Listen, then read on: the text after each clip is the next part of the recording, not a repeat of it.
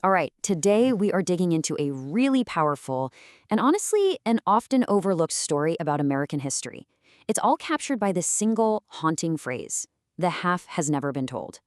We're going to figure out exactly what that half is and why it completely flips our understanding of the nation's foundation. So, our story starts right here. Picture this. It's a late April day in 1937. Now, that's 72 years after the Civil War ended. A young African-American researcher, his name was Claude Anderson, he's working for the Works Progress Administration, and he finds himself on this very porch in Danville, Virginia. He's there to interview an elderly man named Lorenzo Ivy, a man who was born into slavery. And that simple knock on the door, it was like a bridge between two totally different worlds. You had the generation born into a segregated but technically free America, and the last generation to have actually lived through the brutality of bondage. The conversation that was about to happen would point to a version of history that had been, well, deliberately buried. See, Anderson showed up with a list of standard questions from his white supervisors. Kind of nostalgic stuff, like, was the mansion house pretty? But after listening politely, Lorenzo Ivy comes out with this: truly, son, the half has never been told.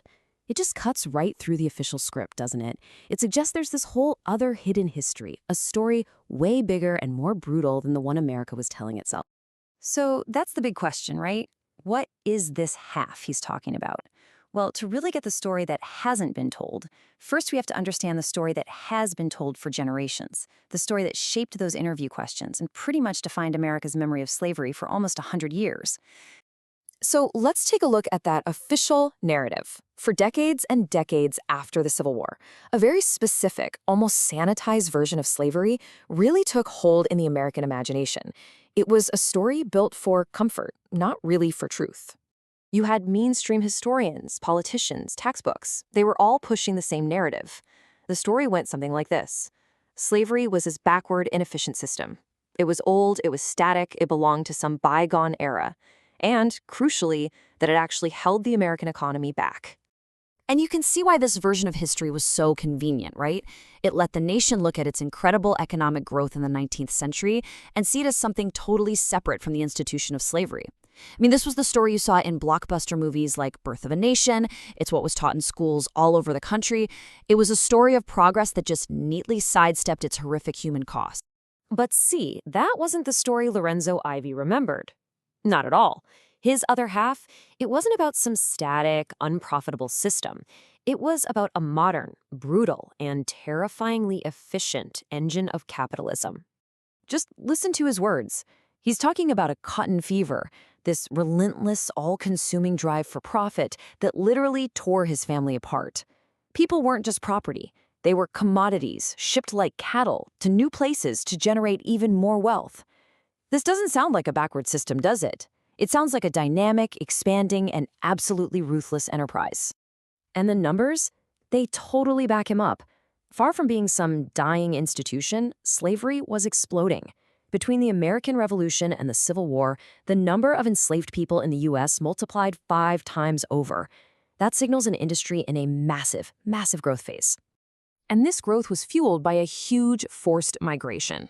We're talking about over 1 million enslaved people ripped from their homes and communities in the older states and moved to the new cotton frontier. This was one of the largest forced migrations in modern history, and it was all happening right inside the borders of the United States. And why? All for this.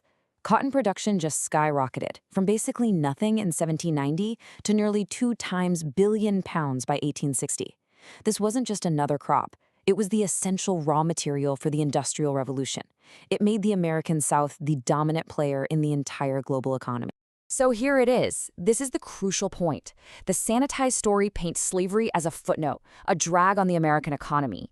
But the half that has never been told reveals the truth. Slavery wasn't a drag. It was the rocket fuel. It was the very engine of America's economic takeoff. So this other half really redefined slavery itself. It wasn't some relic of the past. It was a modern, innovative system that used sophisticated, brutal techniques to squeeze ever-increasing productivity out of enslaved people. And the huge profits from their labor didn't just stay in the South. They financed the industrialization of the entire American economy. Okay, so why does uncovering this other half of the story matter so much today? Because it doesn't just change how we see the past, it forces us to completely re-examine the foundations of our present.